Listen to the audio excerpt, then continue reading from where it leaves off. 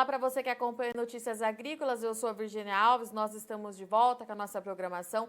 Agora para falar um pouquinho do Laninha. Na semana passada, os modelos americanos do NOAA, eles confirmaram a atuação do fenômeno, então, segundo o NOAA, a gente continua sobre a atuação do Laninha, inclusive atingindo o pico aqui nessas últimas semanas. E hoje, os modelos meteorológicos da Austrália também confirmam a informação, também indicam que a gente está sob influência do Laninha, e para a gente entender melhor o que está acontecendo, como será daqui para frente, o que pode acontecer, sobretudo ali para a parte sul do país, Rio Grande do Sul, Santa Catarina e Paraná, a gente conversa agora com a Estael Cias, ela é meteorologista da Metsu. Seja bem-vinda, Estael. Eu que agradeço a oportunidade de trazer as informações atualizadas aqui da Metsu, e coincidentemente hoje saiu essa informação também lá do Instituto Australiano, que para nós meteorologistas aqui no Brasil a gente está sempre acompanhando também, e é um prazer poder falar aí com esse público seleto do Notícias Agrícolas, que realmente precisa muito, né, dessa informação, né, Virgínia? Perfeito. Estael, a gente já vem conversando aí pelo menos desde outubro, quando o NOAA confirmou que estávamos aí sobre influência de um Laninha, e mensalmente a gente vem atualizando esse quadro para o produtor. Então, falando agora do NOAA, na última semana ele manteve essa projeção de Laninha, inclusive trouxe mais uma vez que a projeção é de 95% de chance de um Laninha com intensidade de moderada a forte. Essa atualização, o que ela traz para o produtor, Estael? Como que a gente pode traduzir aquele monte de imagem, esse gráfico que está aí atrás de você, como que a gente traduz isso para o produtor, para ele entender como ele deve agir ou o que esperar na lavoura daqui para frente? O decreto oficial do Laninha foi no dia 10 de setembro, pela agência americana, e desde então tinha essa expectativa de que poderíamos ter um Laninha não muito longo, que iria até o outono, e as atualizações, essa do dia 14 da NOAA e também de hoje do australiano, estão na mesma ideia, na mesma linha, embora o critério do NOAA é 0,5 abaixo da média a temperatura lá no Pacífico Central, o australiano é um pouco mais conservador, é preciso quase 1 grau abaixo da média para considerar efeitos de Laninha e presença de Laninha. Mas, embora haja essa pequena diferença de critério, ambos trazem a mesma informação. Então, a informação estamos praticamente no pico do fenômeno, ou seja, esse é o momento em que o Laninha está atingindo a sua maior intensidade. E olha, a informação que saiu ontem atualizada e da média da temperatura naquela região é de 1 grau e 2 décimos mais frio do que o normal naquela região do Oceano Pacífico Equatorial. Ou seja, realmente nesse limite de intensidade moderada a forte, o que não quer dizer que a consequência seja exatamente proporcional. Existem outros vetores que também a gente tem que analisar para avaliar se vai chover ou não. Mas o que o produtor tem que ter em mente, o Laninha está atuando, ele é intenso, e já nos próximos meses, a partir de agora que ele chegou nessa curva ascendente de intensidade, começa a diminuir a sua força, a sua intensidade, até que lá entre os meses de março e maio, justamente no período de outono, ele vai se dissipando e a gente volta aos poucos à neutralidade. Então, o que a gente já pode falar é que o inverno de 2021 será dentro de um quadro de neutralidade climática. Não teremos El Niño e nem teremos Laninha. Mas até lá teremos os efeitos do Laninha aqui no sul do Brasil. Aqui no Rio Grande do Sul a gente tem observado uma severidade maior dos seus efeitos na zona sul do estado, Jaguarão, Santa Vitória do Palmar, Pelotas, Bagé na campanha, que já começou o racionamento, aí choveu pararam temporariamente o racionamento, voltaram à situação normal, e a fronteira oeste do Rio Grande do Sul. A parte norte tem chovido, embora na forma de pancadas, e vai chover mais. Santa Catarina, especialmente o Paraná, vem de um cenário de muita seca, de vários meses seguidos de uma situação de chuva abaixo da média, inclusive teve semeadura no pó, depois teve que refazer o plantio em razão da falta de chuva, problemas de abastecimento do estado do Paraná. Temos boas notícias, com alguns poréns. Tem previsão de excesso de chuva nesses próximos 10 dias, o que é normal, porque muita gente pensa, não, mas tem Laninha, como assim vai chover e chuva em excesso? Acontece, como acontece em anos de El Niño, termos situação de seca ou estiagem, ou mesmo em neutralidade. Então, nesses próximos 10 dias, nós poderemos possivelmente, em algumas regiões, até dar fim à estiagem, tamanha intensidade da chuva que os modelos projetam. Santa Catarina e Paraná, especialmente o Paraná, oeste, noroeste, que vem de uma escassez de chuva muito grande, até trechos da Grande Curitiba, com volumes de 250 a 300 milímetros. Santa Catarina também, Vale do Itajaí, que teve uma enchente grave ano passado, tem alerta para aquela região também. E aí acaba que o norte do Rio Grande do Sul acaba se beneficiando um pouco também com essa chuva. Então, temos um cenário de presença de laninha, de influência que se mantém, mas dentro dessa condição, no curto prazo, teremos episódios de chuva significativa e que devem ajudar o produtor, trazer a umidade, repor nível de arroios, de mananciais, aí até para pensar numa situação de irrigação, trazer mais tranquilidade para a cidade também, que enfrenta situações de racionamento e de falta de água. Olhando mais para adiante, Virgínia, acho que tu ia me perguntar, mas eu já me adianto. O mês de fevereiro, olhei o prognóstico atualizado do modelo europeu aí para os próximos meses. O que fevereiro indica é uma situação, um desenho muito parecido com janeiro, ou seja, chuva dentro e talvez acima da média no Paraná, em Santa Catarina e no norte do Rio Grande do Sul. Então, médio Alto Uruguai, Serra Gaúcha, com uma situação de chuva, eu diria, boa, entre aspas, e dentro daquilo que se espera para o verão. Mas do centro do estado gaúcho até a fronteira com o Uruguai, incluindo aí Uruguai e Argentina, a escassez de chuva, a situação de seca vai persistir e com agravante, né? Porque a gente sabe no mês de fevereiro os dias são longos, quando temos esses períodos longos sem chuva, tem ondas de calor e que acabam agravando aí a situação. Então, Virgínia, recapitulando aí, o Laninha segue, vai até meados do outono, mas apesar deste cenário, Santa Catarina e Paraná devem ter, pelo menos nas próximas semanas, uma situação de chuva até acima da média e com alerta para excessos, inclusive em algumas regiões. Essa era a minha pergunta, uma delas. Falando em Santa Catarina, Paraná, a gente tem a perspectiva aí de bastante chuva. A gente pode ter a solução, parte da solução para um problema, mas ao mesmo tempo eu ia te perguntar, a gente tem esse calor muito intenso por conta da época do ano, tem essa onda de calor que às vezes acaba atingindo também as outras regiões. Essa chuva, ela pode chegar com muita intensidade, o pacote, como vocês dizem, o pacote pode vir completo, com tempestade, granizo. Há esse risco também para o produtor? Infelizmente há. Em anos de laninha, nós temos vários estudos que mostram que a frequência de granizo acaba sendo maior, porque a gente tem frio tardio. Hoje mesmo a temperatura em parte do Rio Grande do Sul ficou perto de 10 graus, o que não é normal no mês de verão, ainda mais janeiro.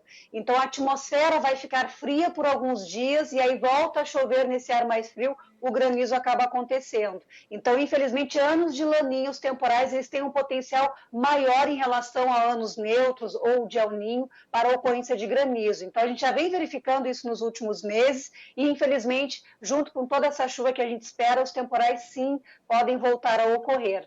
Infelizmente. Tá. E falando um pouquinho agora sobre o Rio Grande do Sul, Estel, a gente tem essa condição aí de uma pausa nas precipitações, mas ao mesmo tempo você trouxe também essas ondas de calor, essa onda de calor que pode vir a acontecer daqui para frente.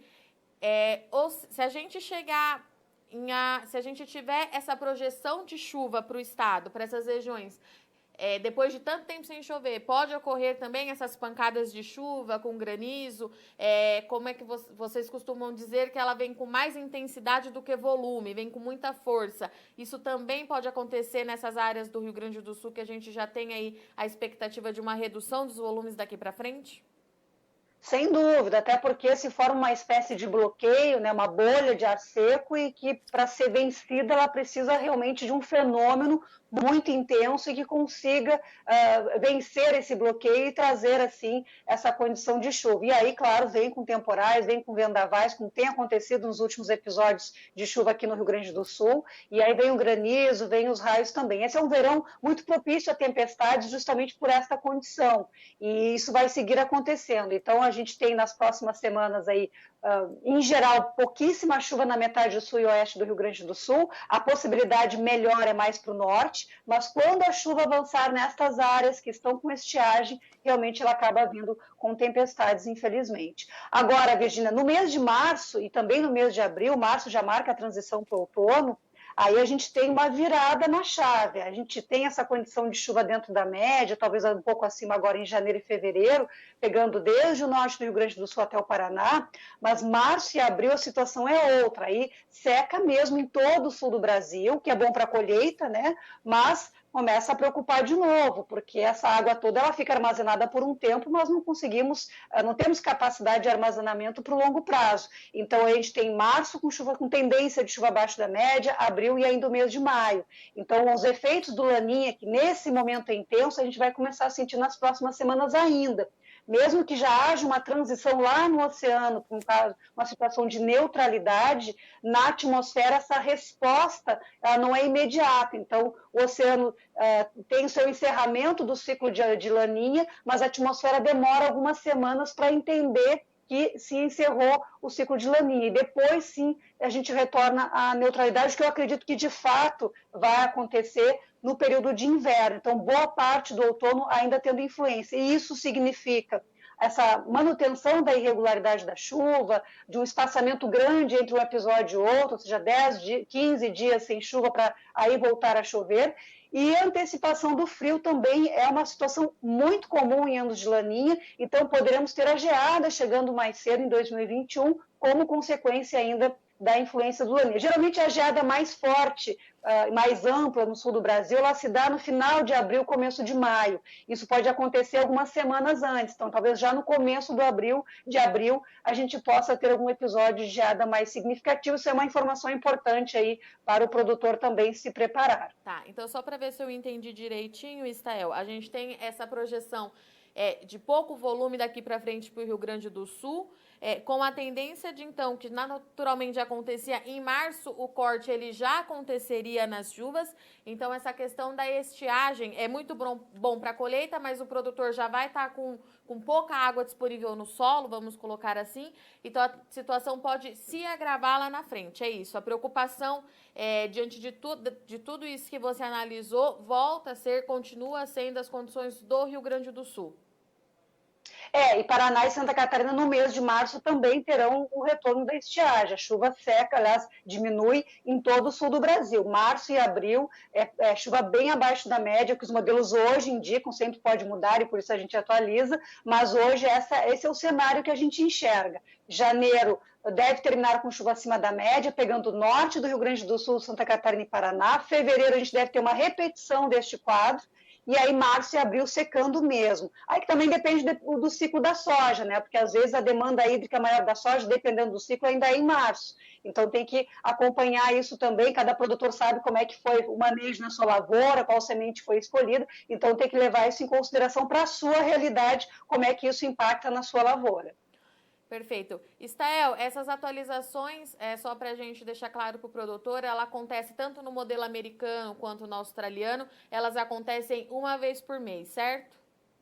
Isso, uma vez por mês a gente tem toda a atualização, não só de como está o comportamento de fenômenos, de vetores climáticos como El Niño, Laninha, mas também uma atualização de todos esses mapas de projeção de chuva, se vai estar acima da média, abaixo, se o número de dias com chuva vai ser maior ou menor. Isso geralmente acontece uma vez ao mês, mais cedo lá pela agência americana, 5, 6 dias depois acontece no Instituto Australiano e a gente está sempre acompanhando tudo isso. Perfeito. Estael, muito obrigada pela sua disponibilidade. Eu já deixo o convite aberto para você voltar no mês que vem para a gente continuar fazendo esse acompanhamento, como a gente vem fazendo aí desde o ano passado junto com o da Metsul. Com certeza, a equipe toda da Metsul traz todas as informações, vamos deixar combinado aí, em poucas semanas a gente volta a falar e reavaliar, quem sabe melhora um pouco esse cenário, é o que a gente torce aí que aconteça. Obrigada, Virgínia. Estael, esse quadro ele pode mudar ainda, a gente tem a chance dele ser revertido, isso foi um ponto importante que você trouxe agora no finalzinho pra gente. Olha, revertido eu acho assim um pouco, não acredito que haja uma reversão. Né, assim, uma mudança não tem que vai melhorar muito o mês de março e abril. Pode melhorar um pouco, pode se estender um pouco mais a chuva de fevereiro para o começo de março, alguma situação assim de mais dias ou de mudar um pouquinho o cenário, mas uma reversão total eu já não acredito.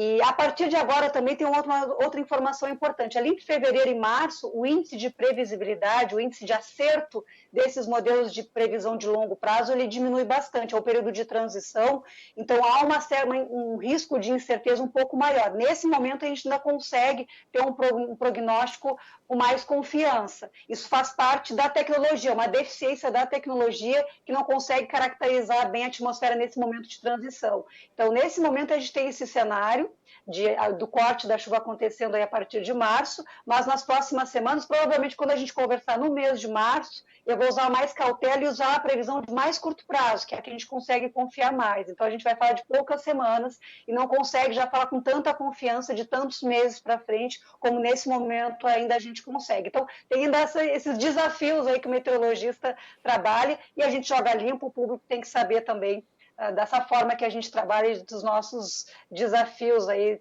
dessas ferramentas que a gente utiliza. Perfeito. Dito isso, a melhor orientação para o produtor, Estael, continua sendo acompanhar no dia a dia as previsões, agindo com cautela e lembrando sempre que a gente faz aqui uma previsão, mas como a Estael já trouxe, a gente depende da tecnologia e lá na frente as coisas podem apresentar um quadro um pouquinho diferente, né, Estael? Os alertas aí para esses próximos dias, reforço aí Santa Catarina e Paraná, muita atenção os alertas meteorológicos dos institutos oficiais aí da sua região, porque a gente pode ter uma situação aí de perigo, de excesso de chuva, que pode atrapalhar o dia a dia não só no campo, mas também na cidade. Então, no curto prazo, para 5, 10 dias, tem que acompanhar todo dia a previsão, toda a atualização, porque aí realmente no curto prazo ela muda bastante, ainda mais nesse período do ano. Perfeito. Agora sim, Estael, muito obrigada e até a próxima. Até a próxima. Portanto, essa foi a nossa atualização do Laninha com a Estael Cias, que falou com a gente em nome da Metsu.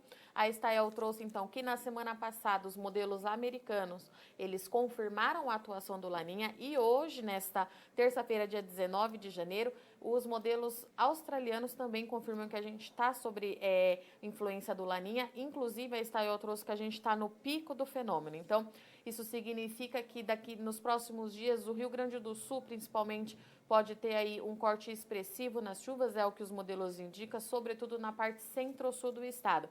Para Santa Catarina e Paraná, apesar de estarmos sob influência do Laninha, a Estael trouxe que os próximos 10, 15 dias a gente deve ter aí bastante chuva expressiva no estado, o que deve aliviar, de certa forma, a questão da estiagem que você vem acompanhando aqui no Notícias Agrícolas, sobretudo ali no noroeste, no norte do Paraná, mas a Estael trouxe um alerta que essa chuva devido também à influência do Laninha e devido à onda de calor do verão, característico do verão, essa chuva pode chegar com bastante intensidade, inclusive com queda de granizo, ventania, o pacote completo, como disse a Estael. Bom, eu vou ficando por aqui, mas você não sai daí que já já a gente está de volta aqui no Notícias Agrícolas.